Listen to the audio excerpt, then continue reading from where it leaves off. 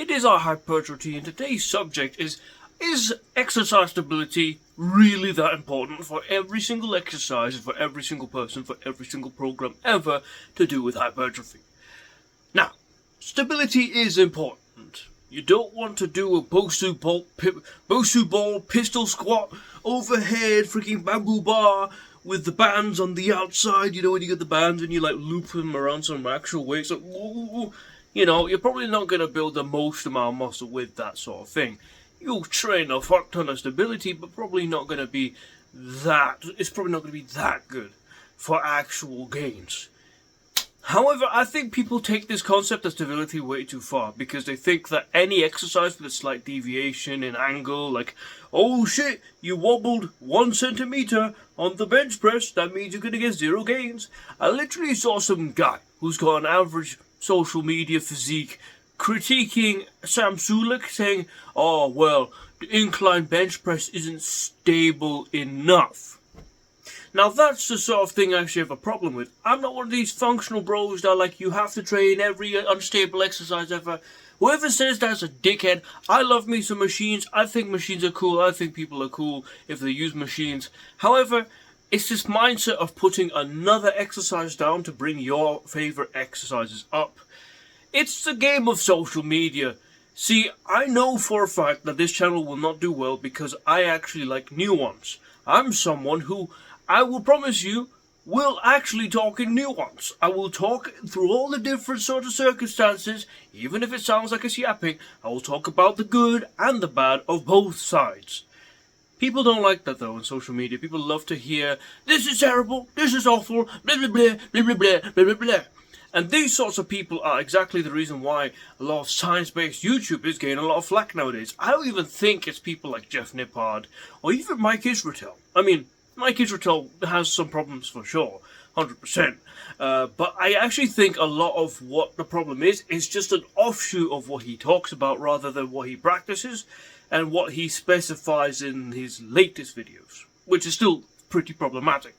But yeah, a lot of people are like, oh, stability is the one and only. If you're doing a chest press, it's going to be infinitely so many more gains than a bench press, which has built the biggest chests in all of mankind. And I just think that's just wrong.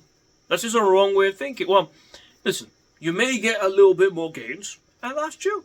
And that's dope. And I do believe machines are awesome for if you want to train super duper hard. This is why I love high intensity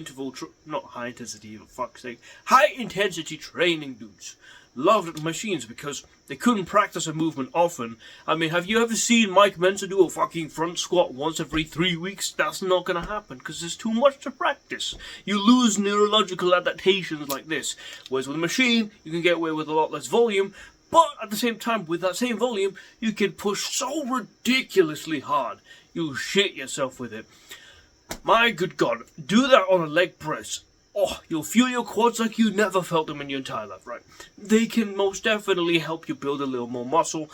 I don't doubt that there is some use, some utility for it. However, other exercises with enough adequate volume, with a similar sort of intensity, with safeties, they can still build a ridiculous amount of muscle.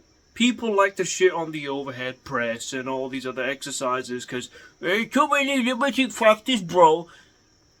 You just train that exercise like 2 or 3 times, talking about some damn limiting factors. I hate it when a fighter is like, oh, I don't like these bodybuilders, they're just fucking stupid and gay. They do all sorts of exercises for their vanity, but then they do punch and they can't punch. Yeah, because we don't train for punches. We don't train to punch. So obviously we're not going to be like that good. Fuck's sake, I'm sounding like fucking Curse a Cowardly Dog. Anyway, I could do a Pingu impression, why not? That's how they sound to me anyway.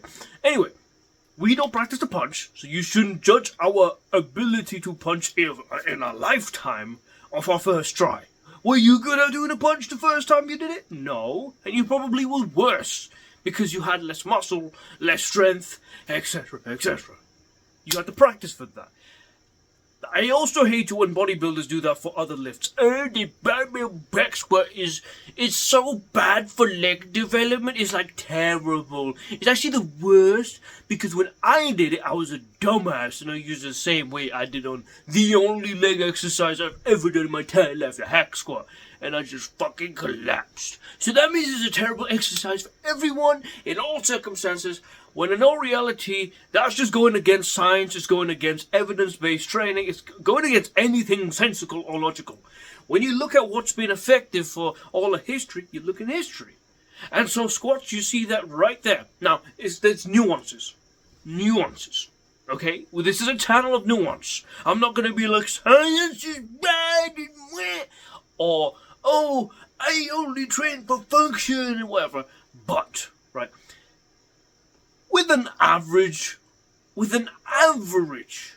leverages for people, you know, if you got some super long-legged motherfucker like me, with a short torso, my torso's like this tall, and my legs are this tall. I got the same legs as my 6-foot dad, but my torso, I'm 5'10". Okay, so squatting is really hard for me to get to be super quad biased, right? But with an average, and with some accommodations, with heel support and whatnot, you can get so much leg hypertrophy from within the squat, as shown by some of the best bodybuilders in the world, even today, using that same movement pattern, that same motion even. Not even just the movement pattern itself. I mean, there's people out there right now, some of the biggest legs in all of history, they're using the barbell back squat because of the fact that it is effective. Oh, but science and theoretics say that the instability is made because you aren't practiced enough in the movement. But if you actually look at why instability and stability are important within exercise selection, it's not necessarily the stability part itself. It's the fact that it gives you a very consistent motion pattern to be able to perform the movement. So you actually exercise the muscle. If you actually get your stabilizers to do that stability part for you, and you make everything look like a Smith machine, like Alex Leonidas does with his bench presses, hey, you're gonna get probably 99% of the motion's capabilities giving you the muscle. You probably will. I doubt that there's gonna be that much of a difference between a Smith machine and a bench press with the neurological drive of someone who's been doing the bench press for 20 plus years. I just don't think so. I just do not think so. I think it's unrealistic to say that. And it's actually so full of hubris. A lot of these people reek of hubris. That's why a lot of people don't like the scientific community.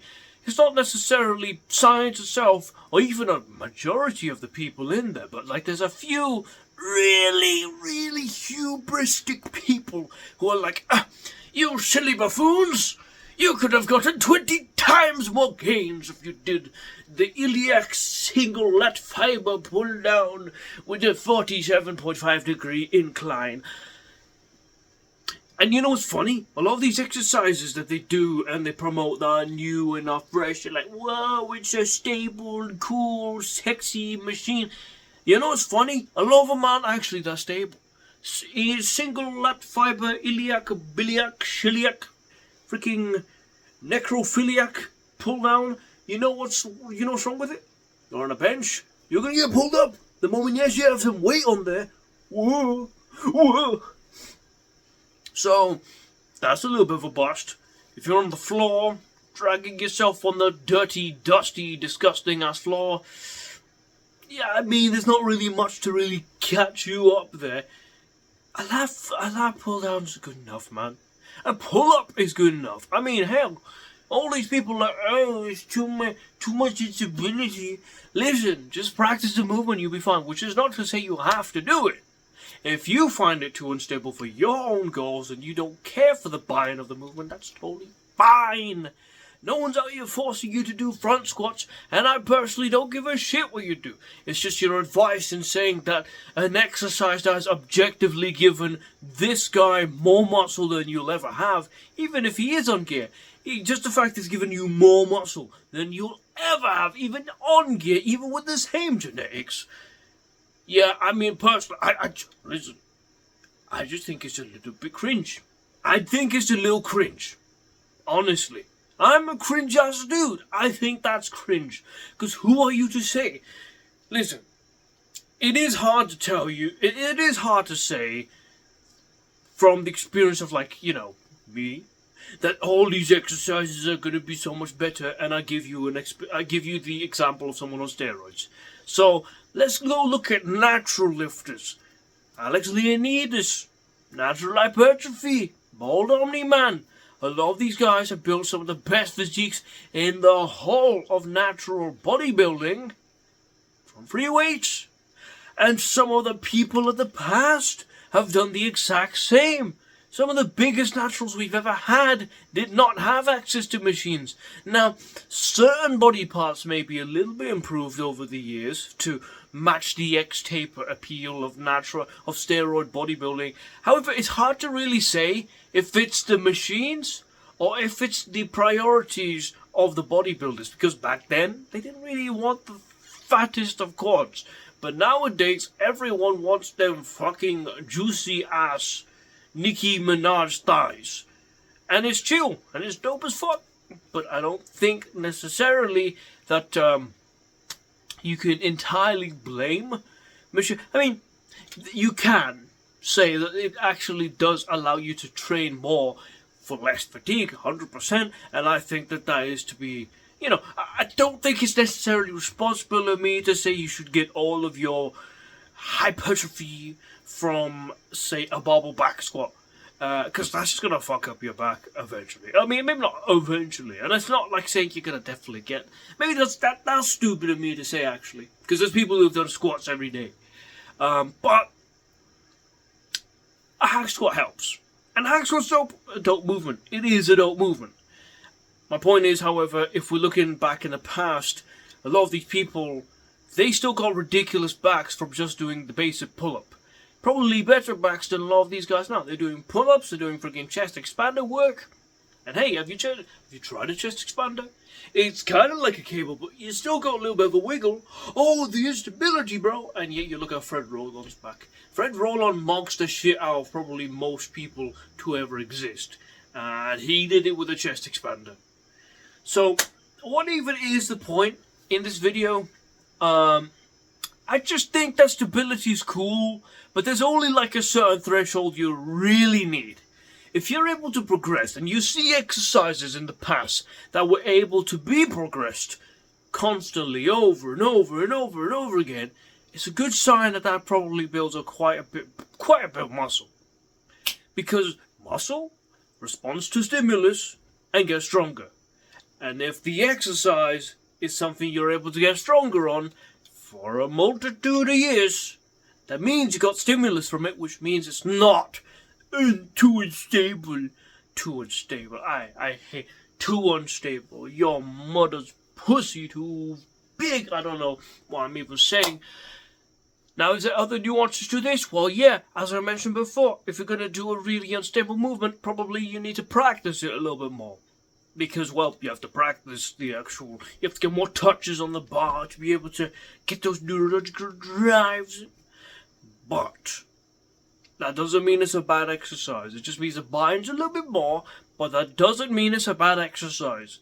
You can get probably some of the best physiques ever from dumbbells and barbells and a few cables. And this isn't to say that machines are bad. This isn't to shit on machines. Not at all. But I think they're a little bit overrated. That's it for me.